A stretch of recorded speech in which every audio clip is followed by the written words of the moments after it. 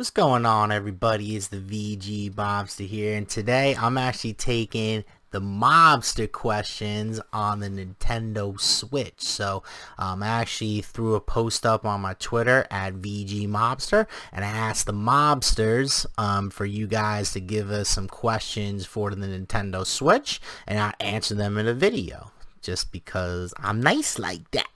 So if you guys like this video, make sure you subscribe and you hit the notification bell. And you know what, I really want to give a shout out to all the Switch Mob family out there on my Twitter at VG Mobster. You guys came up with some really good questions. It was hard to pick the top 10, but I narrowed it down and I was going to do them in this video here. So let's start off with the first one. This one comes from at Solid Roar on Twitter. This one was also kind of mirrored in another question, so I'm going to kind of combine them a little bit. And the question was, what are your thoughts on an upgraded Switch model? Do you think we'll see one? And what features would you personally like it to have? Yes, I do think we're gonna get a Switch Pro or a new Nintendo Switch or something like that. I didn't believe the rumors right off the top from some prominent YouTubers that it was coming in 2020. I thought that was a little too early for the Switch to get that. But if you think about the past precedent of Nintendo, they've always been into the minor upgrade of consoles, like the DSi, the new Nintendo 3DS. They've always kind of done these minor upgrades to their hardware. I think it's welcome. I think it's actually needed eventually, because I think in the first year of Xbox Series X and PS5, they're going to get a lot of ports, and they're not going to be games that really utilize the hardware anyway. So I feel like they can get away with even maybe like 2022 or the end of 2021 kind of launching like a upgraded model and still be kind of content and in a good position to compete, because I feel like they just need a little more power once those consoles get going, to kind of make sure that they're at least at the bare minimum to get ports from talented studios like Panic Button and Virtuos and Iron Galaxy, to get them to do ports. So do I think it's really important for the Switch to upgrade? I think it is. I think we've, the precedent has been set, from Nintendo and also from Sony and Microsoft. They're not afraid to update their consoles halfway through the life cycle. So why not do it, with the Switch? I mean, it doesn't, make sense to me. So the next question that we have here is going to be from my man Blue Knight 07, and he says, what game for the Switch might actually come out for the holidays? Okay. This is a good question, Mobsters. Thanks for the question, Blue Knight. I think, again, there's just so much flux right now, unfortunately, because of the pandemic, that, trying to figure this out is a little trickier than we thought. Now, before the pandemic, could Breath of the Wild 2 actually have came out this holiday? I actually think it could have. I think maybe that's was their target date, but now because of, the work from home orders, and, Nintendo Japan has never really worked in this way before. They never developed games from home. So it'd be really hard for them to, kind of deliver a big game like Zelda, in theory, like this year under these restrictions. Hopefully restrictions ease out in the coming months, and they can start going back into the offices and really ramping up development. So I think before the pandemic, Breath of the Wild 2 was an option. I don't think it is anymore. I think now, I mean, we've had so many years at this point. I think that possibly in October, September, October, we could see Bayonetta 3 finally. It was revealed in 2017. Platinum Games have been commenting on it. If they are far enough along, if they were far enough along at the beginning of this year, I still, even with the pandemic, I don't see that really delaying a potential September, October release for Bayonetta 3, which would obviously spill into the holiday. I think too, another kind of thing that's not really talked about, but could actually be a possibility, because it's been a long time since Mario Kart 8 Deluxe came out. You know, we could see a Mario Kart 9 this holiday. Now, again, it depends on, you know, the situation, how far they are along with it. We know they've been working on the game. I mean, the game is the best-selling game on the Switch. You know, it's a system seller. Obviously, it's an evergreen title. I think if Nintendo drops like a Mario Kart 9 with like some slight course creation and finally like a full-blown story mode to increase the one-player solo content, I mean, that could be a huge seller for them, and I'm sure they're working on it right now. So that could be like a holiday title. Obviously, we've also heard about the Super Mario remasters. Now, there's been rumors that there's going to be in a collection. I could also see them, you know, spreading them out a little bit. You know, and just kind of like, you know, doing, you know, somewhat staggered releases and not doing a collection. That wouldn't surprise me either. But those could definitely, depending on how they release them, they can kind of fall into like just before holiday or, you know, in holiday. And then, of course, the last one that could potentially be revealed, Metroid Prime Trilogy. Metroid Prime Trilogy has also been rumored to be done for a while. Now, obviously, Metroid Prime 4 was delayed, so they scrapped production, they restarted the whole game. So, you know, that's probably why they haven't released it yet. They wanted to wait a little bit, you know, in terms of, you know, getting a better timetable on Metroid Prime 4 before they release the trilogy to get everybody acclimated with the series. But I mean, if it's, you know, if they say like, hey, you know, it's so far off anyway, and look at Bayonetta 1 and 2, they released that, and it's been 2 years since then, so maybe Nintendo will follow suit and just kind of like build the hype, you know, a couple years before launch. If that's the case, maybe they do drop it. I mean, I've heard from, you know, a lot of inside sources that it's already done. So, I mean, if they wanted to do that, they could do that as well. That's really just up to Nintendo at this point. They're just sitting on it. So hopefully that comes out and we get like an awesome holiday. Even if Breath of the Wild gets pushed, if you replace that with Metroid Prime Trilogy, you'd make a lot of Nintendo fans happy. So thank you for that question, Blue Knight. That was a really good one. I got another question here from one of my homies on Twitter, Charito. And she says, what's your favorite Switch indie game? Okay, this is a good one. I'm not gonna elaborate too much, but I'm gonna give you a couple of my favorites. Image and Form, definitely repping it with SteamWorld Dig 2. That's definitely one of my favorites. I love Horizon Chase Turbo. I'm a huge Outrunner fan and racing car game fan, so Horizon Chase Turbo is definitely up there for me with the indie games. And obviously, again, like I know it seems obvious, but Shovel Knight, man. Shovel Knight Treasure Trove. I mean, that's, you know, everybody, you know, goes and bashes Kickstarter games. I mean, Shovel Knight was a Kickstarter game when it came out, and now it's like, you know, an industry staple, like an indie staple. So you can't sleep on Shovel Knight. And then also, I'm a big Shinin fan. So make sure you guys check out Fast Racing RMX. And the Tourist as well. Those are two really good indie games that I don't even think get talked about enough. I actually got Fast RMX the day of the Switch launch along with Breath of the Wild, and I don't regret it at all. The game runs flawlessly, 60 frames per second. Online play, 4-player split screen co-op, you know, 4-player split screen play. So again, those are some awesome, you know, indie games that I would definitely recommend for you guys to check out. So thanks for the question there, Sharon. Let's look at the next one here. You know, T-Pawn right here. It says, what's your favorite Impossible Switch game? Like Witcher 3, Doom, Wolfenstein, Divinity. For me personally, of the impossible ports, I mean, I have to go Witcher 3 because, I mean, Doom was really impressive when it came out, and actually Panic Button did such a good job with, you know, translating. Even though it's not running at 60 frames per second, it's running at 30. It still feels good, like it feels like Doom. So I think they did such a good job with that port.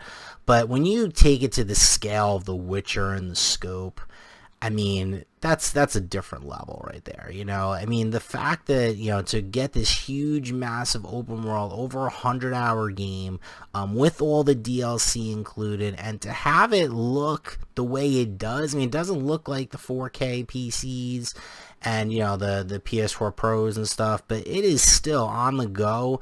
It is serviceable, and you can link with your PC, you know, playthrough. So if you're starting on PC and you want to take it on the go and then jump back to PC right after you make more progress and you're grinding a little bit, I mean, that's amazing. So, I mean, the fact that they have the PC integration, the fact they got everything on the cart, all the DLC, and, you know, none of the game itself was actually, you know, compromised, just maybe sacrifices in graphic fidelity.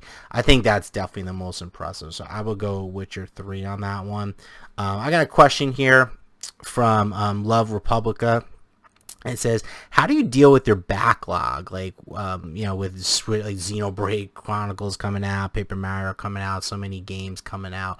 I mean, what I do, honestly, to get through my backlog, thanks for the question, I just really play what I want. I mean, a lot of times I will get to my backlog games. I think especially, you know, during this pandemic, I was able to finish a lot of games that I didn't have the chance to because we were just kind of inside most of the time.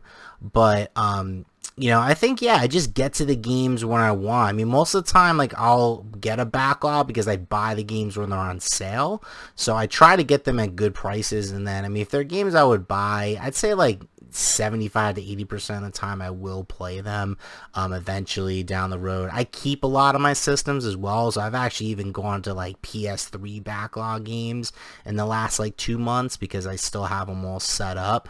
So I mean, eventually I do get to them. It might be a while, but I definitely do get to them. So thanks for the question. That's actually a really good one. All right, the next question here that I have, I got this from 2 people, so I'm going to answer this one. They say, what game would you want, you know, the most ported or remastered, remade for the Switch? So I'm going to start with the remastered, remade, you know, kind of portion of the question, and then I'll go into a port. So the remastered, remade portion of the actual thing, I would go for a game like a lot of people don't talk about, but me personally, I would love it to be on the Nintendo Switch in this form, is Comic Zone HD. I think the game, obviously, like the difficulty on the Sega was like way too difficult, I think, for most people. So if they can just kind of give, you know, the actual players more difficulty settings, obviously make it, you know, more balanced experience, but then bring over, you know, those HD comic book graphics, and then with the Switch handheld mode where you can kind of flip everything, flip the pages, make it really dynamic and introduce those gameplay elements, and then you still have all of the awesome imagery and graphics and, you know, art style of Comic Zone and the, you know, beat 'em up gameplay, but just a little more fair experience. I mean, that would probably be one of my favorites to remaster and remake, just exclusive here to the Nintendo Switch. I think that's one most people wouldn't say, but I would really like to do. And the one that I want most ported to the Switch, and again, I understand everybody, when I say this answer on Twitter, all my mobsters go out to me, oh, the code's broken, can't do it, but you ask me the question, I'm going to answer it, okay? The game that I want most ported to Nintendo Switch is not Red Dead number 2, is Red Dead Redemption 1 with the Undead Nightmare DLC. I will say this every time this question comes up, and I am not going to waver, because that game is in the top 5 for me. I think Undead Nightmare is one of the best DLCs ever made, period, for the gaming genre in general. So, I mean, I would definitely go with Red Dead, you know, Red Dead Redemption and the Undead Nightmare. I mean, the game is classic. It ran on PS3, so you know the Switch could run it. Could probably get it up-res to 1080p if they actually get this code right. And the game is just classic. I mean, I remember when I beat that game, I never wanted to stop. I would go back, do the side missions, just keep going. You know, just keep going and going, because it was just a fun game to play, and it was so like breathtaking to play it when Red Dead first came out. I mean, to me, it's one of the most influential games, especially in the open world genre, and they did it right. So if they can just improve the controls, get a little better up-res graphics on it, and include all the DLC with it, that's definitely my most wanted port. Honorable mention, the Batman Arkham Knight and Arkham Asylum, like the Batman Arkham games. Those will also be really good ports I hope happen eventually soon. So let's go into one more here. And then I'm actually going to announce the winner of the 2 mystery Switch games as well. So let's go into the last question. Why would you fix Nintendo Switch Online and make it better? This is a really good question, Monster, and this is one I have talked with on the Commission Cast podcast with just Twitter friends and stuff like that.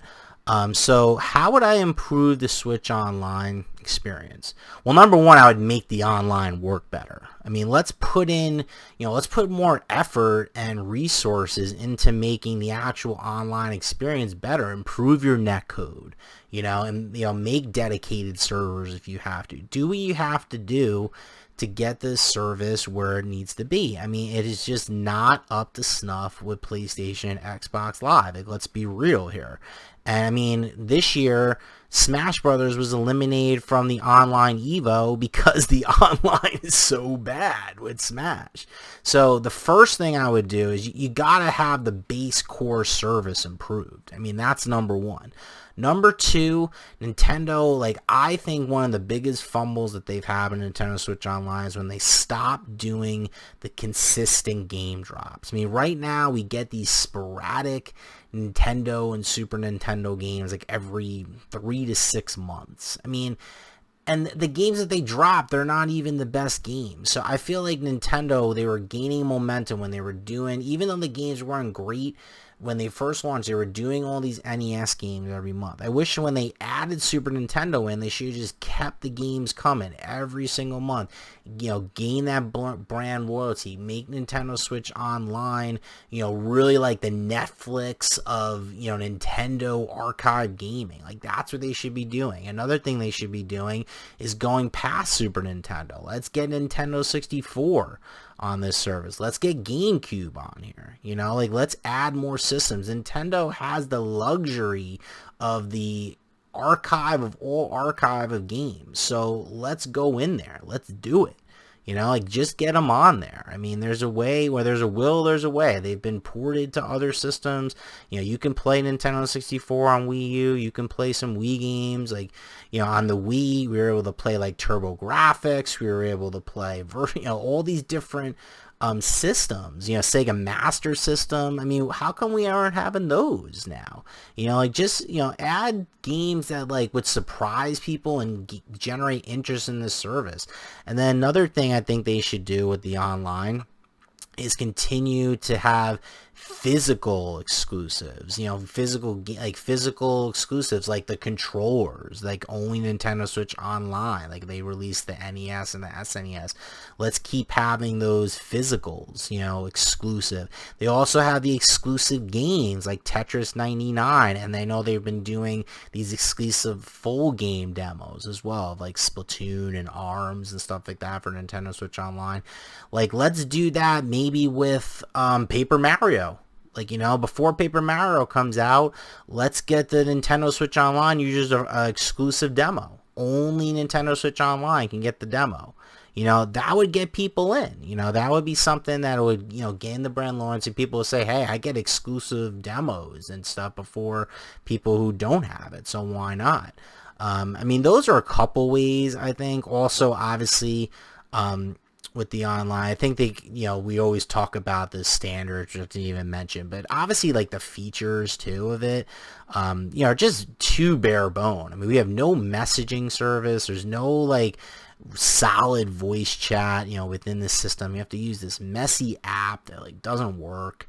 I mean, let's clean up the voice chat and and be able to message our friends. And finally, let's get rid of the friend codes. They weren't supposed to be there in the first place. Just message people by their Nintendo ID name and let's get going. You know, why are the friend codes still there? I feel like they just put it on the back burner for no reason. Those are the questions, guys. Thank you so much for all the Switch questions.